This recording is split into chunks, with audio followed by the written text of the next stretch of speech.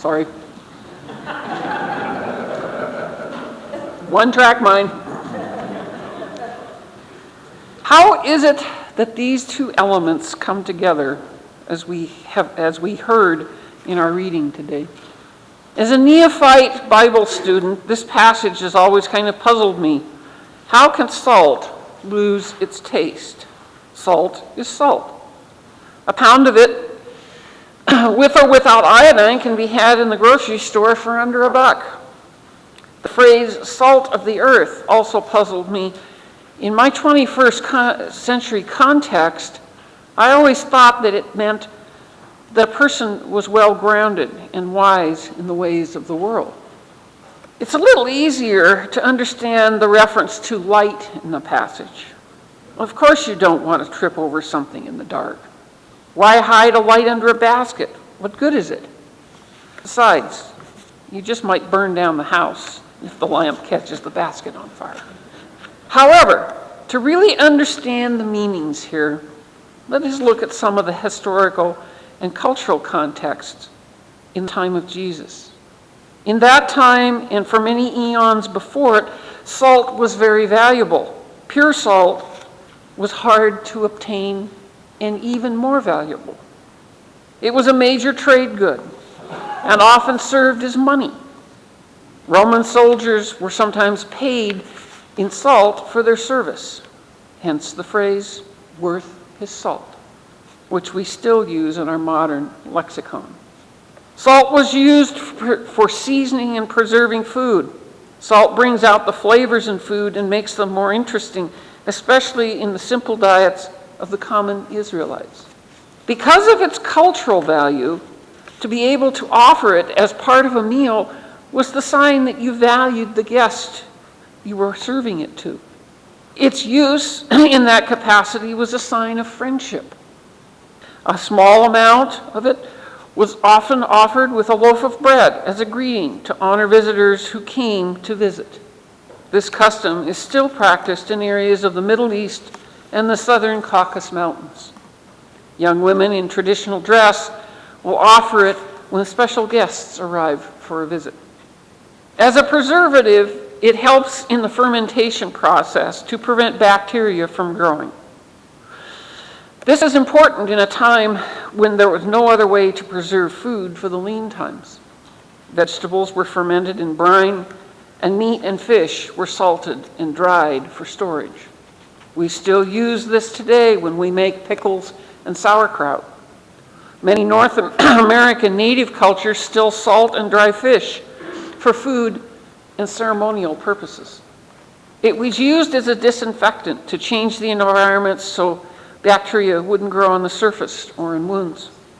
They didn't understand the biology at the time, but it was an important attribute in a place where life was rough and medicine was rudimentary by our standards.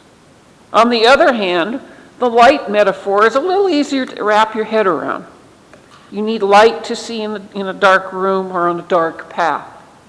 Given that, of course, you would light your lamp to see where you were going, or others would see you.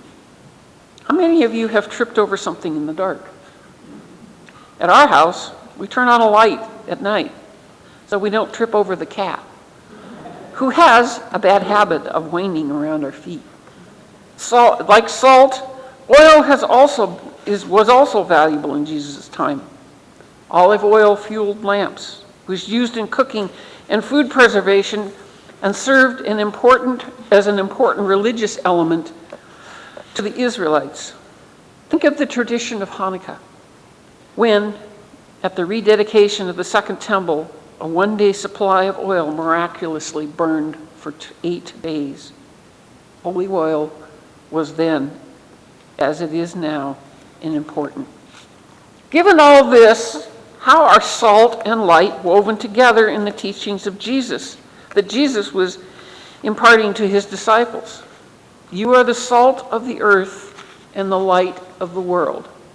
Let's review some of this context. Disciples were common people who lived ordinary, simple lives. Their culture provided a framework for what they knew and how they understood life. What Jesus was telling the disciples was very different from their life experience up to this point. They, in turn, were going to be going out and explaining the teachings to people. If Jesus was going to get his message across, he had to use cultural metaphors to explain his teachings, so the disciples could in turn go out and share them with the people. Think about how someone could explain to you how quantum mechanics worked. Through the metaphors of light and salt, Jesus was telling his followers that by spreading his teachings, they were seasoning and preserving the spiritual life of the people with the valuable lessons of God's mercy and forgiveness. The salt of the message would add a richness to life all around them and strengthen new communities to further share the message. The light metaphor meant that the disciples were to consider themselves as light on a new path. Hope for forgiveness. People weren't going to follow a disciple into the dark place, especially when it countered what their beliefs and culture were already saying. Without the light of the message that stood out above all other distractions in life, they weren't going to follow a disciple or his message for very long. Their culture was no different than ours. We all still chase shiny things. So, what does this mean for us? In our culture, salt is cheap in the grocery store. Many of us are on sodium-restricted diets. Fewer and fewer people are making their own sauerkraut and fermented pickles. We have lights everywhere, even those that come on when a smart system senses we walk into the room. While salt and light are cheap and common in our culture, they are still a strong metaphor for Jesus' teachings and still have much meaning and value in our time. The metaphor of salt can be seen as a seasoning of life and friendship, and light as a way to see the path that still guides us in God's teachings today. As members of the Episcopal Church of the Resurrection, the metaphor helps us remember that we are spreading the word of Christ wherever we go. It reminds us to ask questions like, are we seasoning other people's lives with our faith? Are we letting it seep into our friendships and our outreach? Do our smiles light up a room as we share ourselves with others and leave them wondering why the encounter was so infectious? Do we greet and interact with people in a way that they feel valued? Especially for visitors who walk in the church doors. Are our actions providing care and comfort to those we encounter? As we look towards Lent, maybe we should each spend some time contemplating these questions as we gather in community worship in our daily prayer. Can we find our own small way to be the salt of the earth and the light of the world? Amen.